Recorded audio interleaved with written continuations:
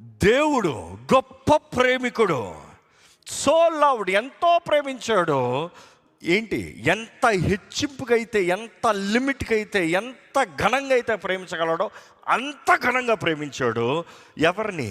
The world, మనల్ని, అంటే the company, అంటే సహవాసాన్ని, లోకముని ప్రేమించాడు. దట్ హీ గేవ్, ఆయన ఇచ్చాడు. ఆయన ఇస్తము గొప్ప క్రియ. ఆయన ఇచ్చిన క్రియకు మించి వేరే క్రియ లేదు. ఎవరిని? ఆయన ఒక కుమారుణ్ణి. ఆ కుమారుని ఇష్టం ఏంటి తెలుసా? ద గ్రేటెస్ట్ గిఫ్ట్, గొప్ప బహుమానం. ఈ లోకానికి దేవుడు ఈ లోకాన్ని ప్రేమించి ఈ లోకానికి ఇచ్చాడు.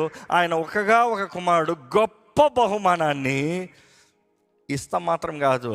దట్ హూ సో ఎవర్, ఎవరైతే, అంటే ఒక అవకాశం ఇస్తున్నాడు, గొప్ప తరుణం ఇస్తున్నాడు.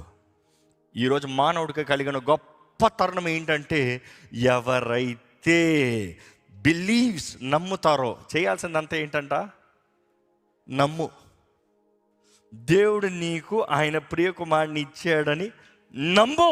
ఫస్ట్ నమ్ము. బికాజ్ నువ్వు ఏం నమ్ముతున్నావు అదే నీ బ్రతుకు. దాంట్లోనే స్టార్ట్ చేశా. నువ్వు ఏం నమ్ముతున్నావు దాని తగినట్టుగానే జీవిస్తున్నావు. నువ్వు ఏం విన్నావు కాదు, ఏం నమ్ముతున్నాము. నువ్వు ఈ నమ్మితే యేసుని నీ కొరకు తండ్రి ప్రేమించి నీకు బహుమానంగా ఇచ్చాడు. ఈ ప్రపంచంలోనే గొప్ప బహుమానము, ఈ ప్రపంచంలో గొప్ప అవకాశము. ఎవరైతే నమ్ముతారో, ద ఈజియెస్ట్, ద సింప్లెస్ట్ ఒక మనిషికి ఉందంటే ఆయన ఇచ్చాడని అంగీకరిస్తాం. ఎవరైతే నమ్ముతారో, ఎవరి యందు, ఇన్ హిమ్, యేసు నందు, I would say the greatest attraction. ఆయనను మించి దీన్ని ఏది ఆకర్షించగలిగింది లేదు. ఎందుకంటే ఈ లోకంలో ఉన్న ఆకర్షణలన్నీ కొంతకాలం. ఈ లోకంలో ఉన్న ఆకర్షణలన్నీ బయటకు చూస్తానికి ఘనంగా ఉంటుంది. లోటకి దిగామనుకో ఏముండవు, ఎండిపోతుంది. కానీ ద గ్రేటెస్ట్ అట్రాక్షన్, ఎవరైతే యేసునందరూ నమ్ముతారో వారు నశింపక, షుడ్ నాట్ పెరిష్. అదేంటి? వాగ్దానం. నువ్వు నమ్మావా, నువ్వు నాశనం అవ్వవు. నువ్వు నమ్మావా, అపవాది వాడు అనుచరులతో నువ్వు నాశనం అవ్వో. బట్ ద గ్రేటెస్ట్ డిఫరెన్స్, నువ్వు నాశనం అవ్వ మాత్రమే కాదు కదా. నెక్స్ట్ ఏమంటున్నాడు? కానీ నీలో మార్పు ఏం తీసుకొస్తాను?